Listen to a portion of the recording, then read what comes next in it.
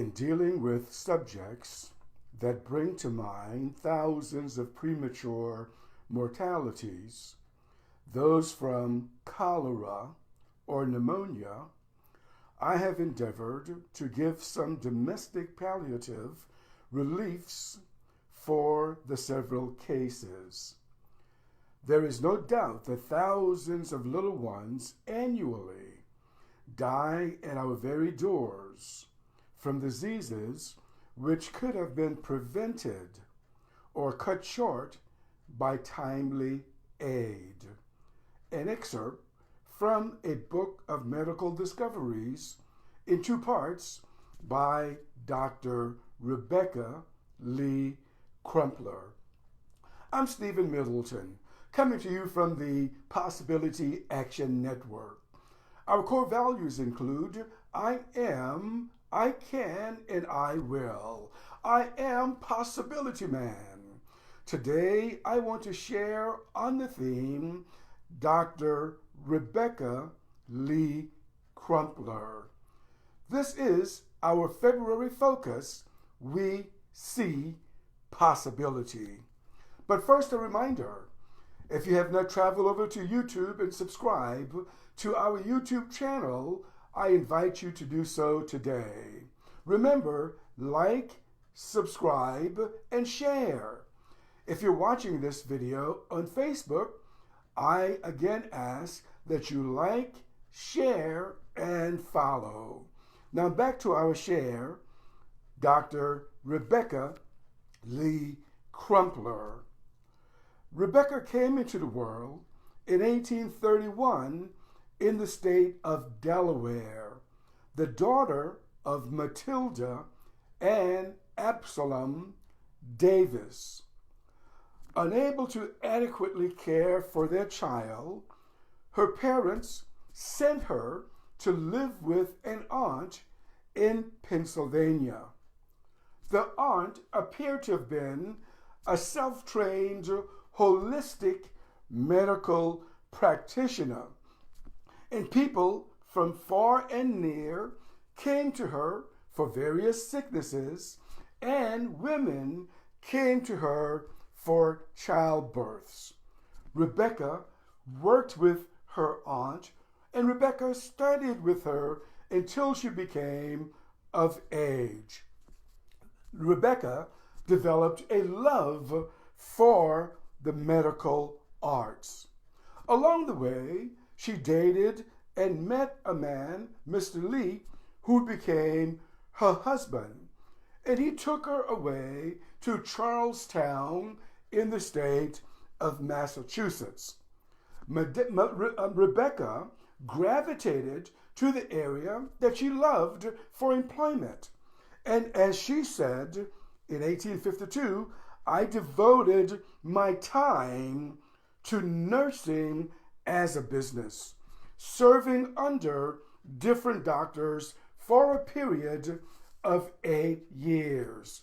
She plied her trade, going from doctor's office to doctor's office, in many ways as a traveling nurse, even though she did not have formal credentials in that area.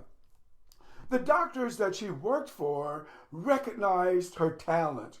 Indeed, they recognized her gifts in the medical arts, and a few of them suggested that she enroll, or at least apply, to the New England Female Medical College to be admitted to study to become a doctor.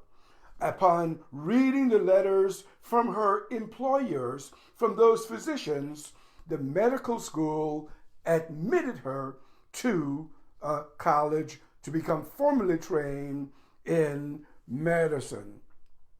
Now, Rebecca faced challenges, of course. This was the year 1864. The Civil War was going on at the time, but New England, Massachusetts, was not in the direct line of the war. Rebecca recognized that in 1860 that there were only 300 female attending medical school in the country out of approximately 55,000 medical students and doctors. She understood then that she would face many challenges as a woman, but also because of the color of her skin. But Rebecca saw her possibility, and she kept her sights on her possibility. In her classes, she also recognized that she would face challenges. Now, she did not have any formal training before, but her classes in medical school included chemistry, anatomy, physiology, hygiene, medical jurisprudence, therapeutics, and medical theory.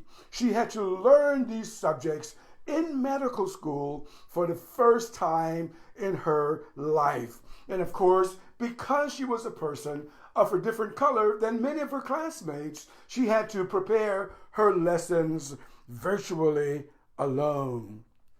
She graduated in 1864 and received her medical doctor degree. She went into the marketplace attempting to get a job in some of the medical offices in the area. But as she put it, male doctors snubbed her. She could not get a job. But Rebecca saw her possibility. She opened a clinic in Massachusetts and began to serve women and children. This was her specialty. But then she faced another challenge. When she needed drugs for her patients, she would write her prescriptions, and the patients would send them to the drugstore, and of course they would be turned away. This is how Rebecca put it. Druggists balked at filling my prescriptions, and some people wisecracked that the MD degree behind my name stood for nothing more than mule driver. She faced challenges, but she kept her sights on her possibilities. Her first husband passed away, and she remarried in 1865, and he moved along with her to the state of Virginia, where the Freedmen's Bureau was operating many local medical practices. Dr. Crumpler, her new married name, got a job at the Freedmen's Bureau and began to serve emancipated African Americans recently freed from slavery. Along the way, she began to write books, and two of them is entitled A Medical Discourses in 2 parts. Dr. Rebecca Lee Crumpler was our nation's first female physician. Rebecca is remembered today in many ways.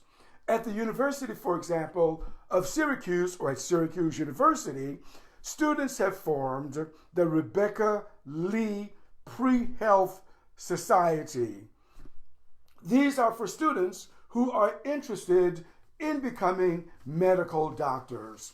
In addition to this, organizers in the state of Massachusetts around Charlestown also noticed that there would be visitors coming to the area to find the gravestone of Dr. Crumpler.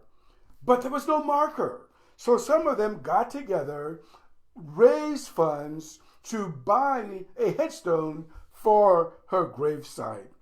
On the front of the headstone, it reads, Rebecca Crumpler, 1831 to 1895, the first black woman to earn a medical degree in the United States in 1864.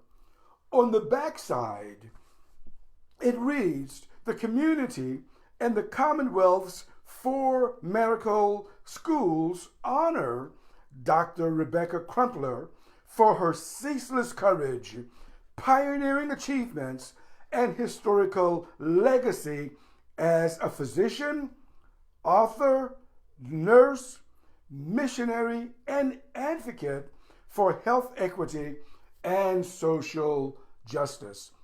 Dr. Crumpler saw possibility. What about you? What do you see today? Are you seeing your possibility? Drop a note wherever you see this email. Send me a private message. Let's have a conversation about this.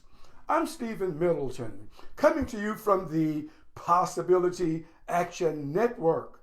Our core values include I am, I can, and I will. I am Possibility Man. Until next time, good day